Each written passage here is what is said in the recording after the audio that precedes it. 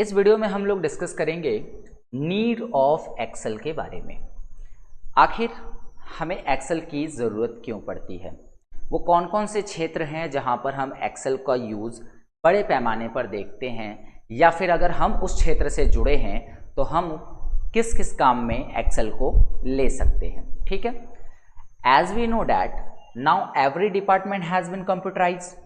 जैसा कि हमें पता है अभी हर एक डिपार्टमेंट कंप्यूटराइज हो गया है, हर जगह पर जो है कंप्यूटर का प्रयोग किया जाने लगा है डाटा एंट्री के रूप में। तो every person want to do any work on the computer, इसलिए हर व्यक्ति कंप्यूटर पे अपने कामों को करना चाहता है। And we also know as all the official work depend on data entry, और हमें ये भी पता है कि जितने भी ऑफिशियल वर्क्स हैं वो सभी के सभी डाटा एंट्री पर डिपेंड करते हैं। डाटा एंट्री सिंपल शब्दों में कहें तो किसी कस्टमर का डेटा कंप्यूटर में फिल करना ही हमारा डाटा एंट्री कहलाता है। कोई भी डेटा अगर आपके पास है, जैसे आपके पास कोई परचेज से रिलेटेड रिकॉर्ड है, कोई सेल से रिलेटेड रिकॉर्ड है, कोई ट्रांजैक्शन है, अगर आप उसे कंप्यूटर में एंट्री कर रहे हैं, that's called data entry.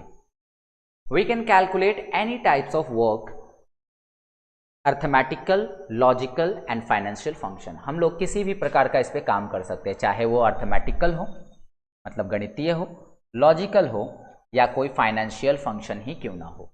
Excel का यूज़ हम हर जगह करते हैं। अब हम देखते हैं कि एक्सेल किन किन क्षेत्र में सबसे ज़्यादा प्रयोग में लाया जाता है। सबसे पहले सेल्स रिपोर्ट बनाने में। जैसे आप कोई दुकान चलाते हैं और आप सामान की एंट्री कर रहे हैं कि आज सुबह से शाम तक आपने कौन कौन सी चीज़ें बेची, कितने में बेची, कितनी क्वांटिटी में बेची और किसे बेची। तो इन सब की एंट्री जो रखनी है आपको, उसके लिए आप एक्सेल को यूज़ कर सकते हैं, क्योंकि एक्सेल में बहुत बड़े पैमाने पर डाटा को स्टोर किया जा सकता है।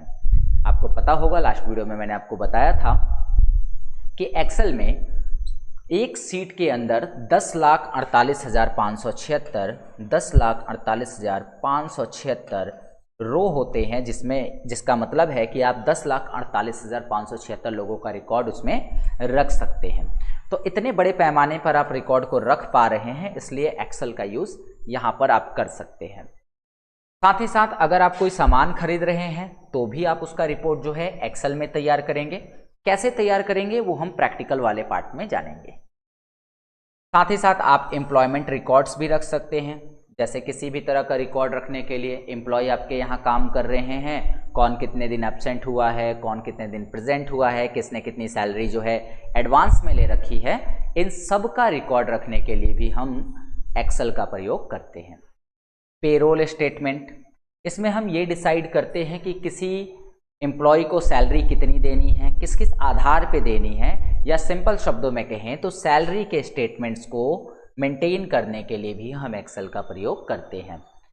कॉलेज मार्कशीट और भी अन्य चीज़ों में हम इसका प्रयोग करते हैं। जैसे आप किसी स्टूडेंट का एडमिशन लेते हैं, उसको आप एंट्री कर सकते हैं। आप उनके एग्जामिनेशंस लेते हैं, उनकी भी एंट्रीज कर सकते हैं। उनके कितने मार्क्स आए, रिजल्ट क्या आया, उसकी भी एंट्री आप इसी में कर सकते हैं।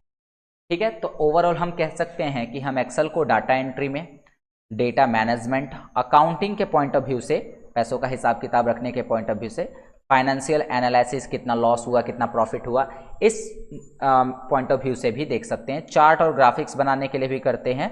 डेटा फंक्शंस, फॉर्मूले, ये सारे कामों में हम लोग एक्सेल का प्रयोग करते हैं। धीरे धीरे हम लोग जानेंगे कि किस तरीके से जो है एक्सेल में काम किया जाता है, डाटा एंट्री कैसे किया जाता है, ये सब। तो आशा करता हूँ कि आपको आज की वीडियो समझ में आ गई होगी। चलिए मिलते हैं आपसे अगले वीडियो में।